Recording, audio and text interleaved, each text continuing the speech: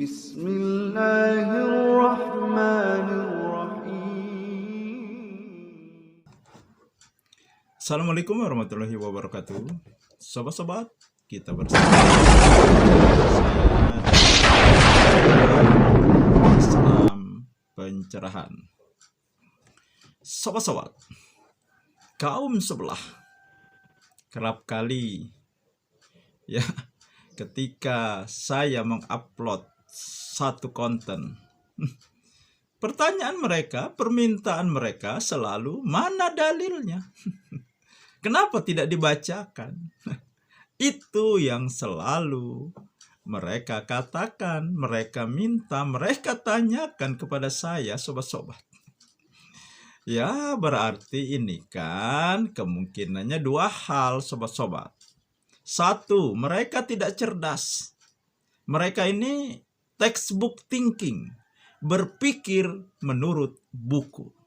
Kalau tidak sama dengan buku, ya mereka tidak bisa mencernanya. Ya. Kalau tidak dibacakan ayat Al-Quran atau hadis, ya, maka mereka tidak bisa juga mencerna dan memahami bahwa yang saya sampaikan itu adalah substansi dari dalil, baik dari Al-Quran maupun hadis Nabi. Ya, itu kemungkinan pertama, sobat-sobat.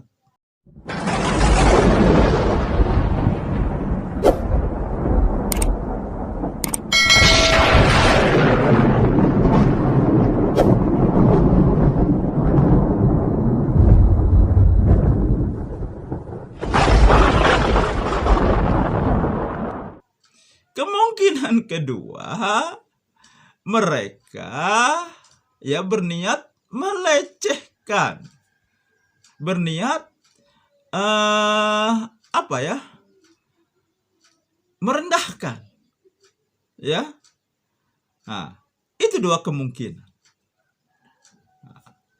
Nah, dan bagi kaum sebelah yang selalu bertanya, meminta, ya, dibacakan dalil, disebutkan dalil, barangkali penjelasan dari Ustadz berikut ini, ya, cukup memberikan penjelasan yang gamblang, ya, bahwa perilaku mereka itu perilaku yang menunjukkan mereka memang tidak bisa memahami, tidak bisa mencerna sebuah dalil yang disampaikan oleh seseorang tanpa menyebutkan dalil itu di hadis apa,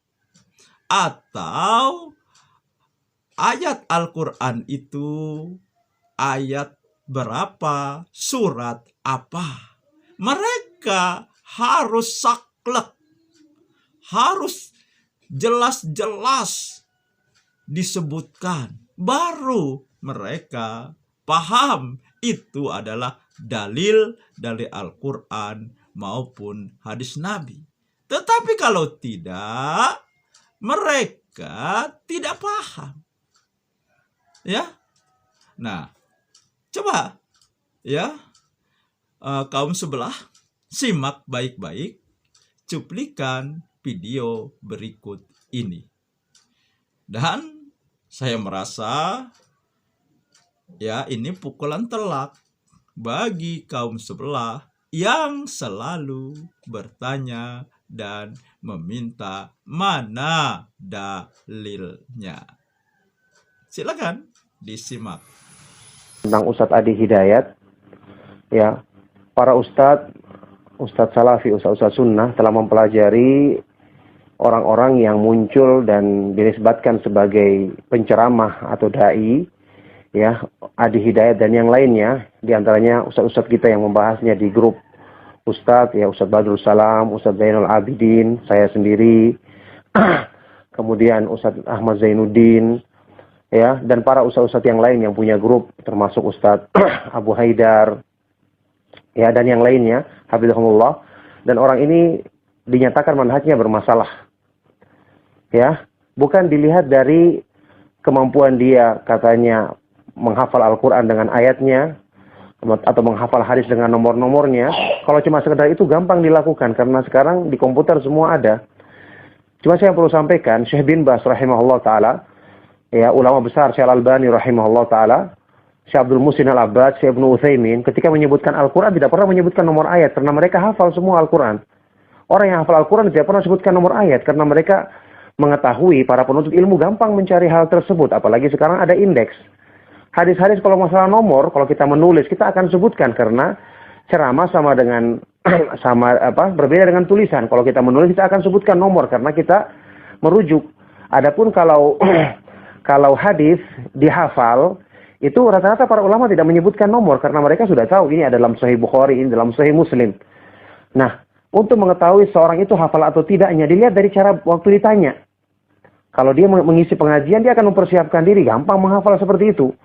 Apalagi cuma untuk sekedar daya tarik. Yang jelas, masalah menghafal nomor ayat atau menghafal nomor hadis itu para ulama tidak pernah melakukannya. Mereka tidak pernah menyebutkan nomor ayat ketika menyampaikan ceramah. Lagi pula yang begini bukan hal yang istimewa, biasa. Cuman karena ada orang-orang yang tidak paham, tidak pernah dengarkan, tidak hafal Al-Quran, sekali disebut seperti ini, saya langsung kagum-kagum luar biasa. Yang jelas, ini bukan masalah sebenarnya. Orang mau menyampaikan Al-Quran dengan nomornya, hadis itu tidak ada masalah. Ya, memang ya sebenarnya tanggapan dari Ustadz tadi adalah untuk ya merespon pertanyaan mengenai Ustadz Adi Hidayat. Tetapi yang disampaikannya ya sepertinya cocok juga untuk kaum sebelah yang selalu menanyakan dan meminta dalilnya. Demikian sobat-sobat, semoga ini menginspirasi dan mencerahkan. Nasrum minallahi wa fathun qarib. Wassalamualaikum warahmatullahi wabarakatuh.